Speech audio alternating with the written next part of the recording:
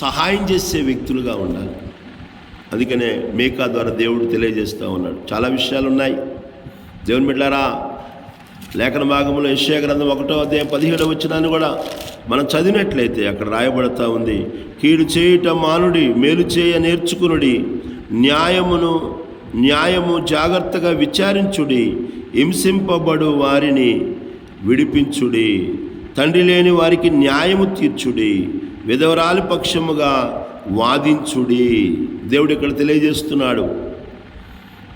యెషయా ప్రవక్త కాలంలో ప్రజలందరూ కూడా ఇతరులకు అన్యాయం చేసే వ్యక్తులుగా ఉంటున్నారు.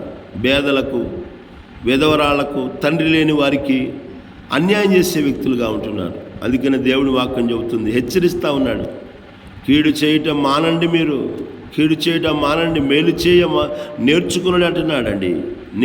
మేలు చేయ నేర్చుకునుడి. కొంతమందికి కీడు చేయటమే తెలుసు, కొంతమందికి దోచుకోవటమే తెలుసు, కొంతమందికి ఇతరులను బాధ పెట్టడమే తెలుసు, మేలు చేయటం వాళ్ళకి తెలియదండి. అందుకని దేవుడు అంటున్నాడు, నేర్చుకోండి, మేలు చేయటం నేర్చుకోండి.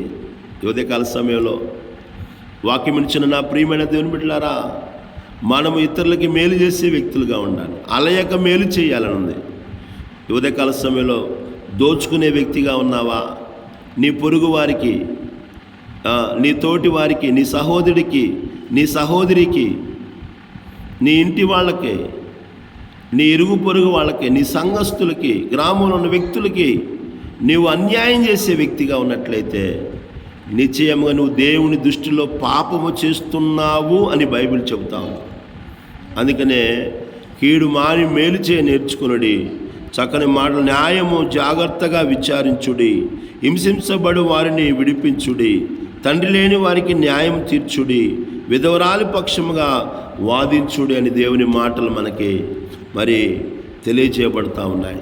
కనుక ఉదయకాల సమయంలో వాక్యం ఇచ్చిన నా ప్రియమైన దేవుని బిడ్డలారా, పేదలను దోచుకునే వ్యక్తులుగా మనం ఉండకుండా, దేవుడు పేదల పక్షాన ఉంటాడనే విషయాన్ని గుర్తుంచుకొని వారికి అన్యాయం చేసే వ్యక్తులుగా కాకుండా, వాళ్ళని దోచుకునే వ్యక్తులుగా కాకుండా, ఎవరైనా కానీ, నీ కుటుంబీకుల ఎవరైనా కానీ, నీ ఇరుగు పొరుగు వారిని సంఘం ఎవరైనా కానీ వారిని దోచుకునే వ్యక్తులుగా ఉండకుండా, వారికి అన్యాయం చేసే వ్యక్తులుగా ఉండకుండా, వాళ్ళని ఆదుకునే వ్యక్తులుగా, వాళ్ళకి సహాయం చేసే వ్యక్తులుగా మనం ఉన్నట్లయితే నిశ్చయముగా దేవుని ఆశీర్వాదాలు మనం పొందుకుంటాం. చాలా విషయాలు ఉన్నాయి.